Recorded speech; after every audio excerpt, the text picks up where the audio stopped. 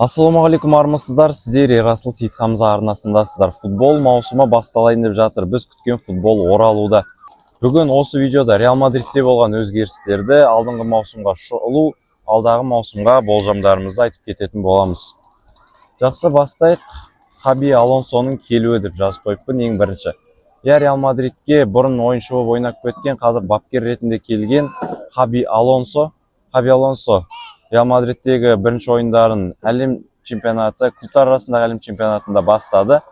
Бұл турнирде басталарда 3 қорғаушымен ойын көрсеткен болатын, бірақ Реал Мадридке Испания футболында 3 қорғаушымен ойнау кішкене жатығын болғандықтан, ары қарай 4 қорғаушыға ауысуға тура келді.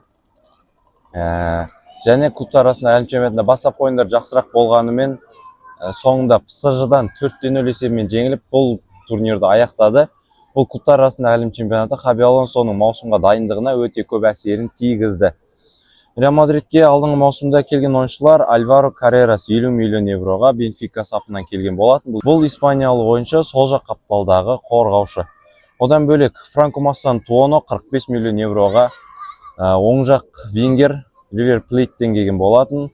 Одан бөлек Трент Александр-Арнольд 10 миллион евроға Ливерпульдан келді.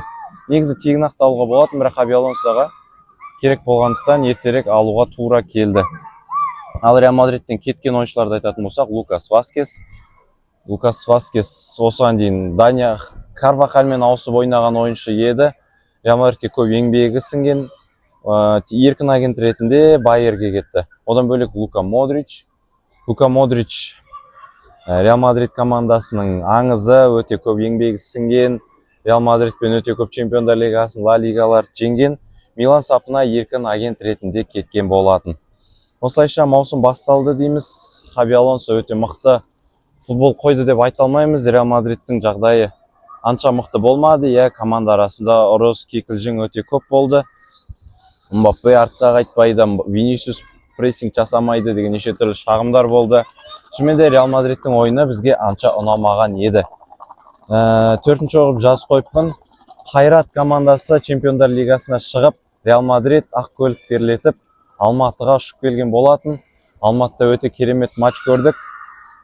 Матч басталардан бір күн бұрын мен өзім орталық стадионда Реал Мадридті күтіп алған болатынмын.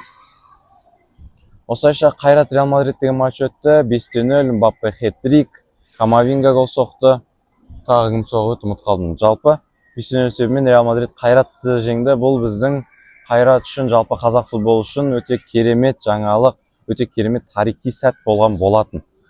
5-ші Эндрик Олимпик Лион Францияға жарты маусымға жалға кеткен болатын. Эндрикті мен өзім бақылап жүрдім. Лионда бастапқы құрамда бірден шыға салысымен ойнап жүрді. Оң жақ вингер болып ойнады. Лионда көп голдар соғып, бірнеше рет айдың үздік ойыншысы деген марапат алған болатын. Яғни Лионда Эндрик өзін өте керемет көрсете білді. Және осы маусымда Жозе Мауриньо Эндрикті қайтадан арендаға жібермей, командада алып қалам деген шешім қабылдаған екен. Бұл жайлы әлі тоқталатын боламыз. Алда 12-ші қаңтар Эл Классиконың ертесі күні Барселонадан жеңілгеннен кейін Хаби Алонсо Реал Мадридтен кетті. Жүрді әртүрлі айтып жатады, Хаби Алонсо өз еркімен кетті дейді, оны руководство шығар жерді деп айтып жатады. Меніңше бұны Флорентино Перес шығарып жіберді Реал Мадрид сапынан. Осыған дейін керемет жеңістер болып еді. Бетисті 5-1 есебімен жеңді, жап-жақсы ойын көрсетіп келе жатыр еді. Қателеспесем 5 қана жеңіс болған еді. Бірақ осы бір себепті пайдаланып, Реал Мадридтен Флорентино Перес Хаби Алонсоны шығарып жіберді. Оның орнына бірден Фабрицио Романо хабарлады. Альваро Арбелова, Реал Мадрид Кастилия командасының бапкері болған бапкер бұрын Реал Мадридте ойнаған екен. Реал Мадридтің негізгі команданы баптауға іске кірісті. Бұл 12-ші қаңтар күні болған болатын. Альваро Арбелова келе салысымен қаншама жанкерлердің жынына тиді. Бірінші матчта Альбасете командасына қарсы 3-2 есебімен жеңілді. Мен бұл матч біткеннен кейін бұл матчты көрмедім.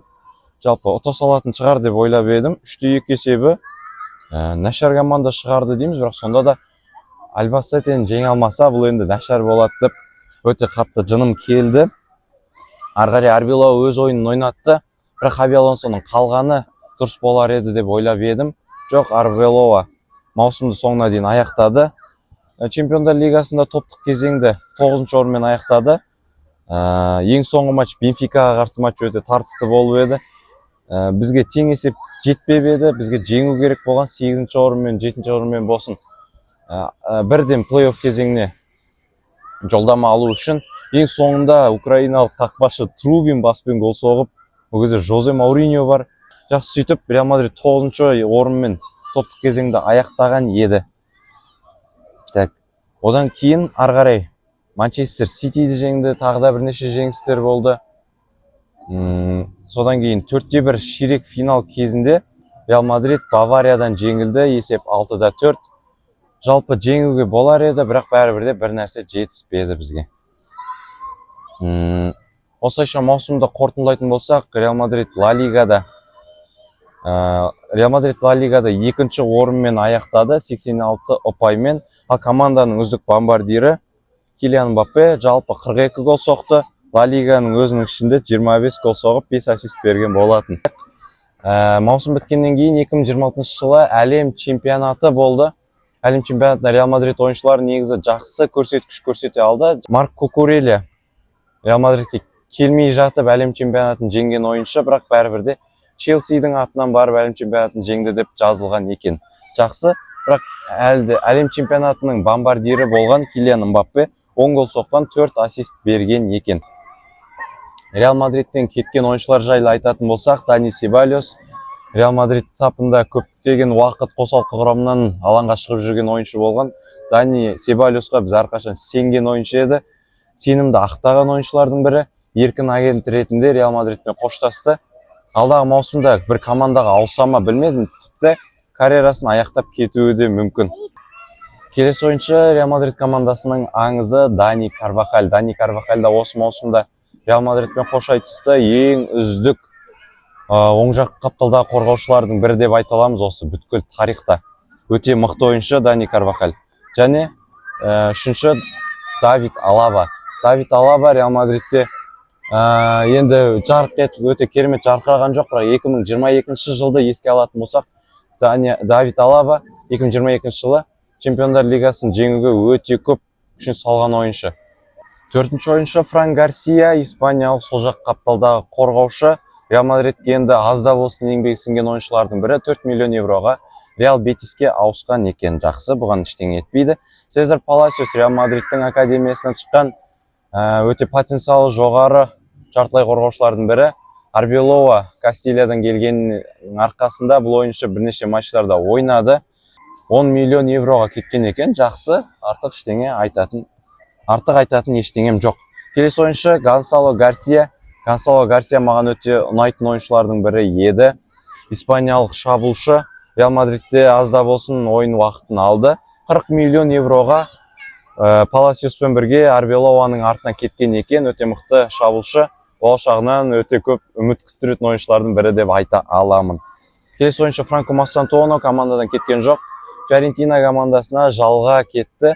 Ойын уақытын алу керек. Алдағы уақытта Реал Мадридте қалғысы келсе, өзін кішкене дәлелдеу керек деп ойлаймын. Осымен Реал Мадрид сапынан кеткен ойыншылар тәмам. Және Альваро Арбелова Фулхемге кетті бапкер ретінде. Арбеловаға негізі рахметімді айтам. Нашар болды, Реал Мадридті құртты деп айта алмаймын. Енді өз деңгейін көрсетті. Реал Мадридпен маусымда енді нормально аяқтады болады. Және мен өте жақсы қабылдадым. Реал Мадридке көненің көзі, Реал Мадридтің аңызы Жозе Мауриньо келді. Бұрын 2010-2013 жылдар Реал Мадридті баптаған Жозе Мауриньо жайлы кейбір жаңалықтардан естіп жатамыз. Жозе Мауриньо Реал Мадридте өте қатал тәртіп орнатқан екен. Реал Мадрид ойыншылары тек базадан тамақтану керек. Базадан тамақтанбаған күннің өзінде өздерінің тамақтарын диетологқа жіберу керек деген әртүрлі жаңалықтар шығып жатыр. Егер де ойыншы жаттығудан кешігетін болса, екінші командамен немесе бөлек жаттығу жасау керек. Тағы да басқа тіпті қатал ережелер орнатылып жатқан екен. Бұл өте жақсы. Реал Мадрид ойыншыларына осыған дейін тәртіп жетіспеді. Бұларды баптайтын қатал бапкер, қатал менеджер керек деп едік. Жозе Мауриньо бұл үмітті ақтайды деп ойлаймыз. Енді Реал Мадридке келген ойыншылар жайлы айтатын болсақ, Жозе Мауриньо Фиорентино Перес екеуі күшті трансферлер жасады. Өте сауатты трансферлер деп айта аламын. Ең бірінші Ибрахима Канате Ливерпульдан келген орталық қорғаушы. Бұл Канате жас қорғаушы, Ливерпульда енді жақсы ойындар көрсетіп жүрді, біздің назарымызда болды. Ибрахима Канате еркін агент ретінде келді Реал Мадридке. Жалпы Жозе Мауриньо бұл ойыншыны белсенді ойнатып отырады деп ойлаймын. Келесі ойыншы Марко Курелия әлем чемпионы, Челсиді жақсы ойнаған қорғаушылардың бірі. Мен әлем чемпионаты басталмай жатып, Курелия Реал Мадридте ойнай алар ма екен?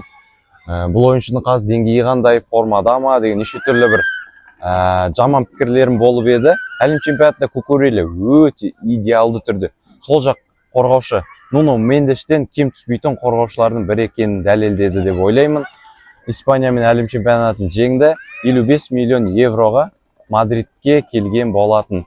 Және неше түрлі бұл трансфердің себептері айтылып жатыр. Кукурелияның отбасылық жағдайына байланысты оған Мадридте тұру ең қолайлы шешім деп жатады. Жақсы. Келесі ойыншы Бернардо Сильва.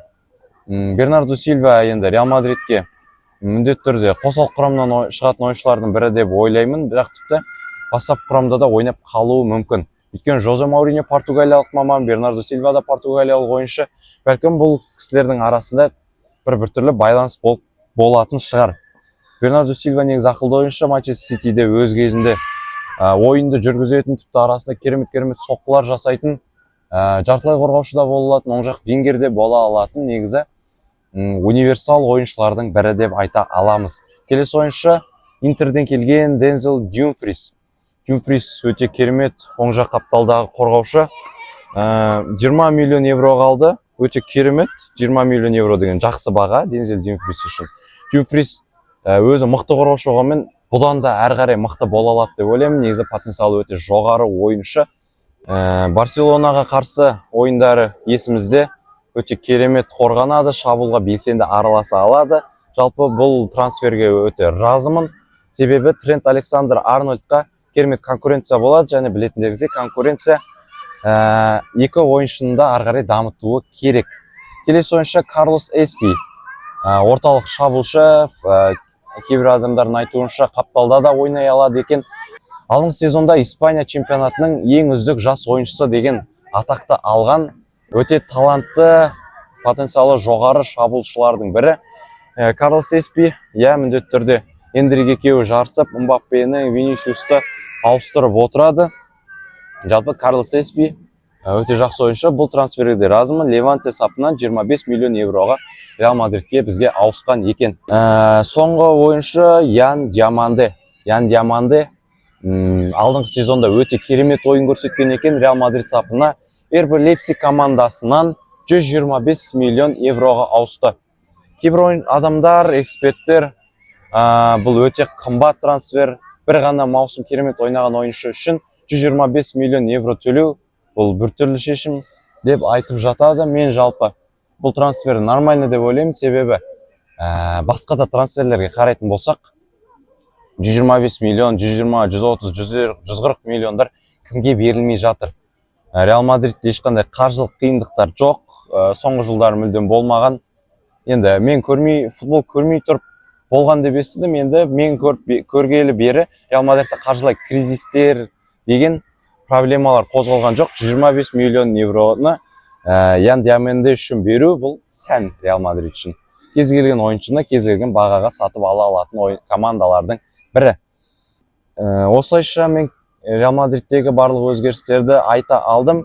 Енді алдағы маусымдан Реал Мадридтен күтетін үмітіміз көп. Реал Мадридтің алдағы маусымға қоятын жоспарлары өте мықты, жоғары.